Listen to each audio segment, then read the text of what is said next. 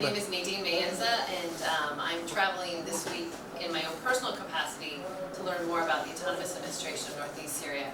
But I've become a big fan from being on the Commission on International Religious Freedom, where we have taken a special interest in Northeast Syria because of the remarkable religious freedom conditions, and also compared to those areas that Turkey's invaded and is committing atrocities against religious minorities, including killings, rapes, mass destruction of religious sites, kidnappings.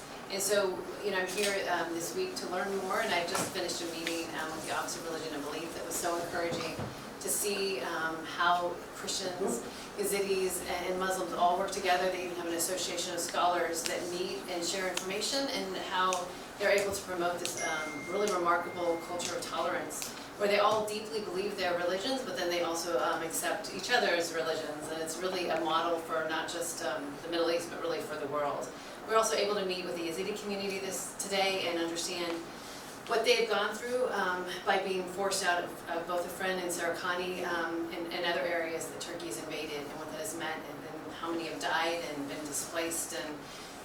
So it's been interesting for me to be able to understand better, but overall I'm encouraged by the progress I see and the freedoms that are really remarkable. But it all comes down to this governance, because the Autonomous Administration is providing this refuge, is governing in a way that permits this, the way churches are being built, and mosques are being built, and the way people are able to practice their religion. So I think it's important for the international community to understand how special this place is, and how we come alongside and support this really important project, and also speak out about the things that are happening in the area that Turkey has invaded. So thanks to everyone for their wonderful hospitality this week.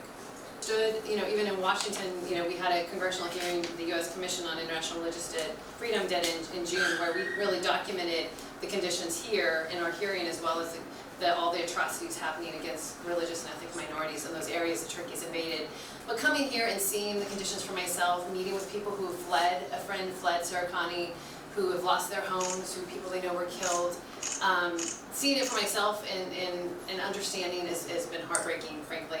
Understanding the Yazidi story, the Christians we've been meeting with, and how many of them fled because of ISIS, then came back, and then now Turkey's coming in. And so there's a real sense of instability that a lot of people are afraid. We were in Raqqa and in Tafka, where they have invited Christians to come back, and Christians want to come back. Their homes are being preserved, the church land is being preserved, but they're looking at Turkey right there on the border, and they're afraid if they come back they're going to be again targeted by these Islamist extremists. So the Christians in the Autonomous Administration are safe and really welcomed, and the communities want more to come back. But obviously with Turkey on the borders, it really is giving them a pause.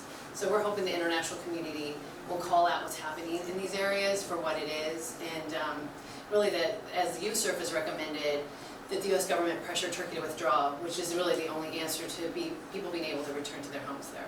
I think the crimes are really well documented. The United Nations came out with a report documenting them, calling on Turkey to stop. We've had Human Rights Watch document these conditions. We've had Amnesty International document these conditions. So I don't think there's any question in anyone's mind that these atrocities are happening now. I think it's well documented. The question is what to do. We keep saying that Turkey is a NATO ally, so there's nothing we can do about it, but really that shouldn't be an excuse for Turkey. If anything, being a NATO ally should mean that they should be held to a higher standard. So I think it's a new situation for the international community, and they have to figure out how to deal with this more aggressive Turkey that's going to continue in these actions unless somebody stands up and just calls it out.